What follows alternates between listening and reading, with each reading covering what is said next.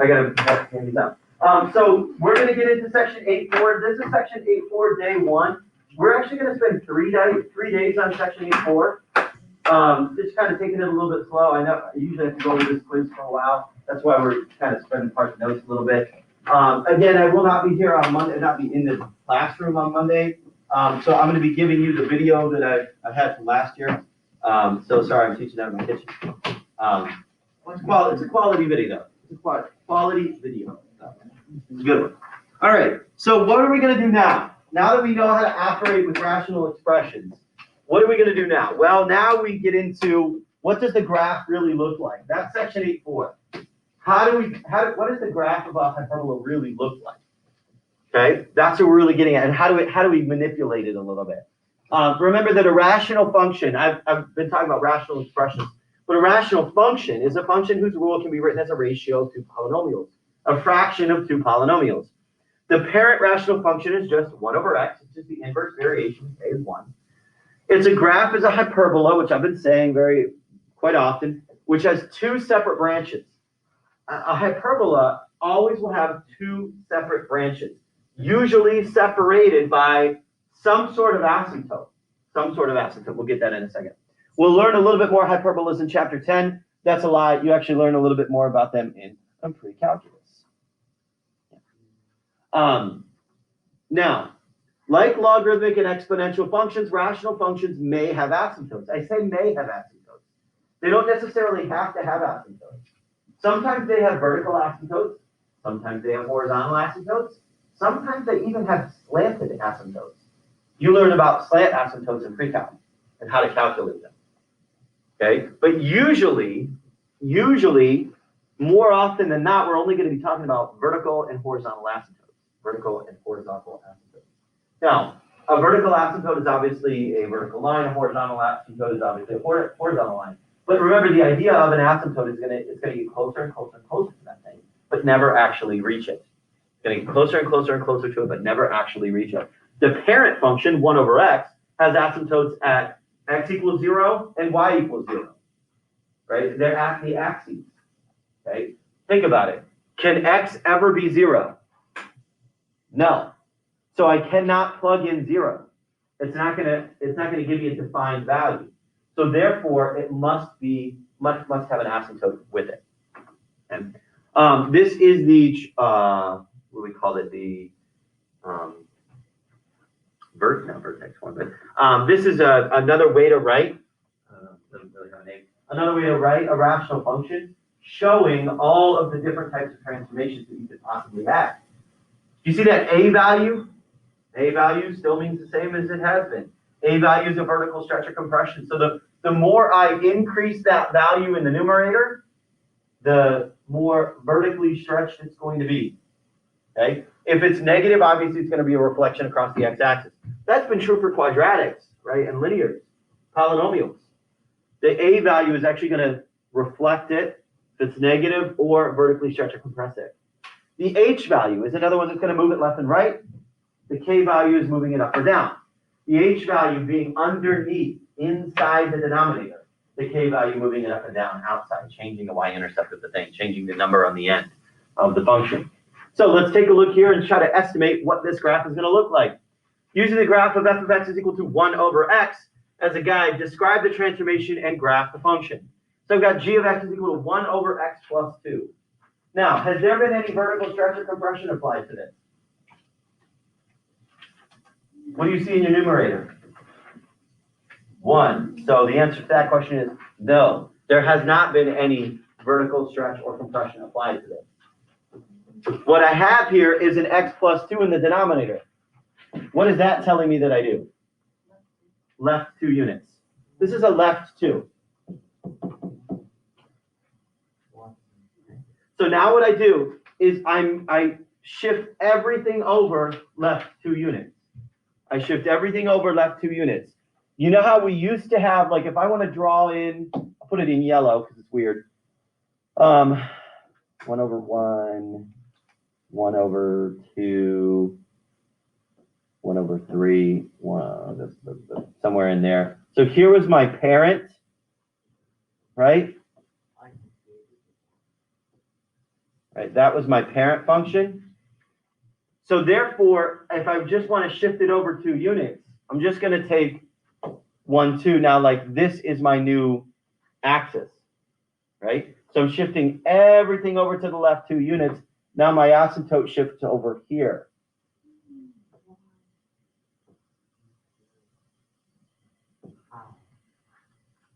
Okay, just shifting everything over left 2 units.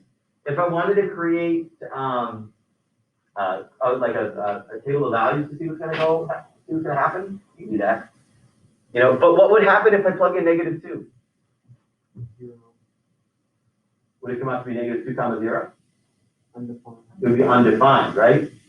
Which means, where is my actual vertical asymptote? At x equals 0. Did my horizontal asymptote change? No. My horizontal asymptote is still on my axis.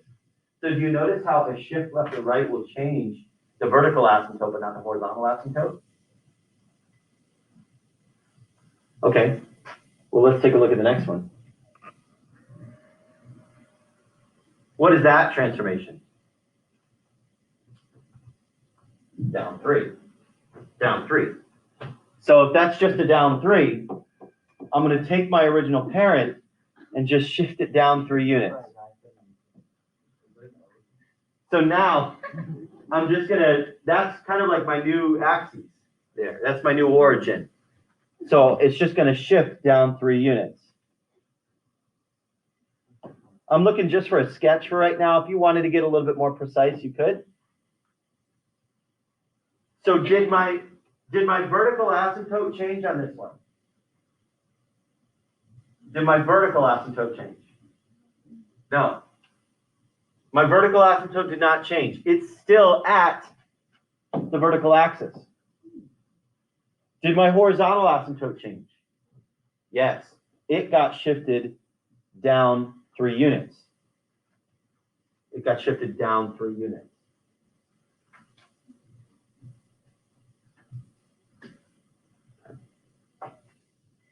Basically, what I'm saying here is that the value of y cannot be 3, right? The value of y cannot be 3. Well, I didn't write 3, down 3. Now, why is that the case? Well, if I had done, I'm sorry, cannot be -3, excuse me. I say this cannot happen, right? Because that's where my horizontal asymptote is. Let's explore that a little bit. Let's take that and try to solve that equation, because if I say it can't exist, that must mean that the equation is not solvable. Well, if I add the 3 over to the other side, I get a 0 is equal to 1 over x. What can I plug in for x to make that equation true? 0, that'd be 1 over 0. That's not possible. Can I plug anything? No. Nothing can go in for x to make that equation true. 1 over x is never equal to 0, right? I can't make that equal to 0. You may be thinking, oh, just plug in a 0. No. 0 is undefined right there, right? So that's why that y value is never equal to that horizontal asymptote. So I think you can see there's a link between where the asymptote is and what the shift had happened, right? What kind of shift had happened. If there's a horizontal shift, movement left or right, that's going to change the vertical asymptote. If there's a vertical shift, a movement up or down, that's going to change the horizontal asymptote. The values of h and k affect the locations of the asymptotes, but they also affect the domain and range of the functions. Okay? So this is kind of like a summary of all of that information right there. The graph is always a hyperbola with 2 separate branches. The bottom 2 bullet points are the more important pieces there. There is a vertical asymptote at the line x equals h, the movement that has been shifted left or right. Basically, the thing that will make the function undefined, the x value that will make the function undefined, that's your vertical asymptote. X equals h in this case, the movement left or right. The domain is every x value except for that one, except for that h value. The thing that will make the function undefined, that's the only x value that is undefined. So you say all values except for h, all values not equal to h. And there's a horizontal asymptote at the line y equals k. However much it was shifted up or down, there's a horizontal asymptote at that position. Just because we just saw it there, we can't solve that equation. So it's all y such that y is not equal to k. Okay, so that's the range of any hyperbola. So let's take a look here. Identify the asymptotes, the domain, the range of the function. All right, let's first identify the asymptotes. I'm going to identify the horizontal asymptotes, or asymptote, the vertical asymptote, and we'll talk about the domain, and then the range. Actually, you know what? I'm going to write it like this. I'll write it like this. The domain over here, and then the range here. You'll see why in a second. Yeah, I don't know why my h is so small compared with my h. Is that supposed to be a dash or a dot? No, it's a dot. H underscore A. All right, so what is my horizontal asymptote? What is my horizontal asymptote?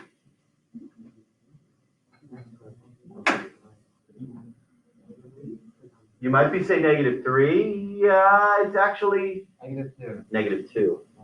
Because the equation of any horizontal asymptote, think, what's the equation of any horizontal line? Y equals. Y equals. So what changes the y value? That -2. Y equals -2. What's the equation of a vertical asymptote then? Well, remember, a vertical line is always an x equals. So the asymptote occurs where this function is undefined. Where is this function undefined? -3. Take a look at the denominator. If I plugged in -3, that would make the function undefined. Now, my domain and my range are going to tie right in. And actually, I should have written it flip-flopped. Sorry. The range is actually going to go up here, and the domain is actually going to go down here. Because this vertical asymptote is going to tie right in with the domain. It's all x values such that x cannot be -3. And the range is all y values such that it can't be equal to the asymptote.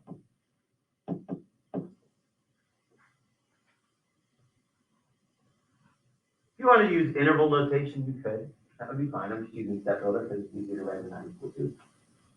Interval notation, it would look like -infinity to 2, parentheses, union, parentheses, -2 to infinity.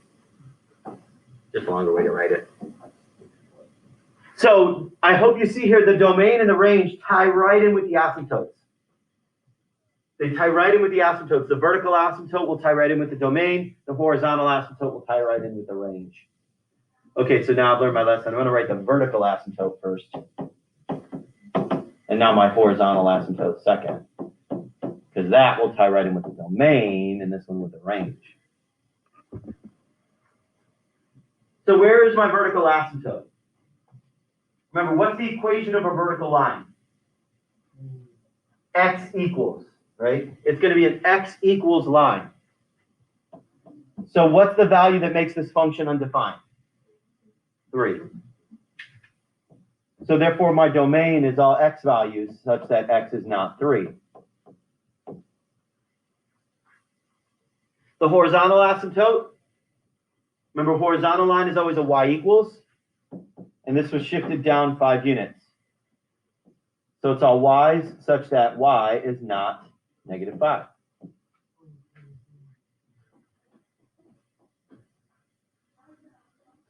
So if you can identify where the asymptotes go, you can identify the domain and range.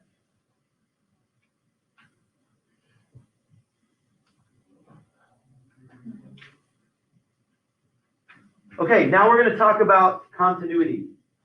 Continuity. Something that you discuss a lot when you get to calculus.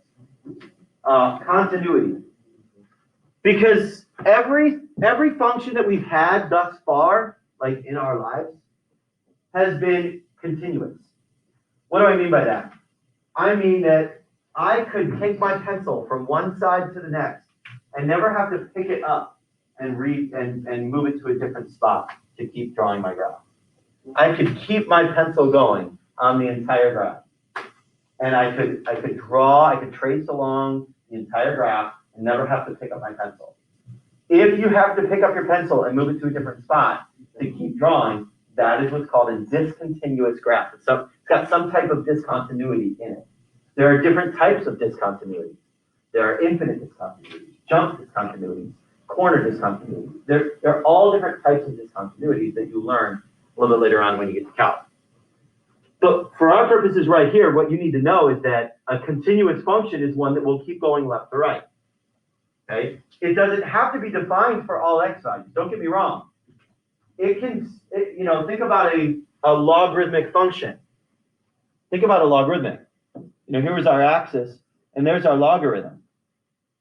Is this defined for x for any negative values? No, but that's okay. It's continuous because I can trace along it, and it's never going, I never have to pick up my pencil and move to a different part of the graph. Can I do that with hyperbolas? Can I do that with something like this? No, I'm going to have to pick up my pencil. If I start tracing here, I'm going to go here. Can I get to there without picking up my pencil? Nope. But I can't, right? That's why you see a discontinuity there. Okay. Now, the graphs of some rational functions are not hyperbolas. Consider the rational function x minus 3, x plus 2 over x plus 1 and its graph. This graph, will have zeros. It will have zeros at two different spots. You can see the graph right there. You got it on your papers. Where do you see the zeros? -2, +3. Take a look up at the numerator of my function. What makes the numerator equal to 0 are the zeros of the function. Okay? What makes the numerator equal to 0 are the zeros of the entire function. Well, why is that the case? Well, because if I ever have a fraction and I take 0 divided by a number, I get 0. So no matter what's happening down below, as long as I get a 0 in the numerator, that's going to make the entire function equal to 0. No matter what, if I plug in an x value and this makes the whole function 0, that's the x-intercept of the graph. So, in summary there, you see it.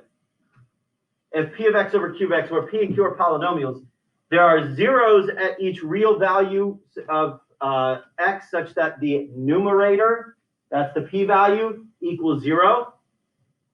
If the zeros occur where the numerator equals 0, there are vertical asymptotes wherever the denominator equals 0. Okay? Do you notice how I'm referencing two different functions there? I'm just saying top and bottom. I'm just naming them two different things. But I'm saying that the zeros of the function occur where the numerator equals 0. The asymptotes occur where the denominator equals 0. So let's figure out where they go.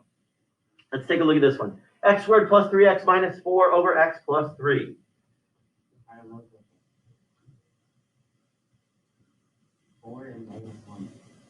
Very good. I factor down the numerator, and I get +4 and -1. X plus 4, x minus 1 over x plus 3. Notice how nothing cancels. I don't need it to cancel.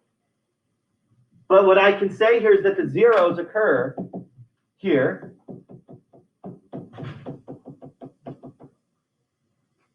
So where are the zeros of my function? -4, +1. -4, +1. Now, my vertical asymptote, where does my vertical asymptote happen? Where the denominator equals 0. Where the function is undefined.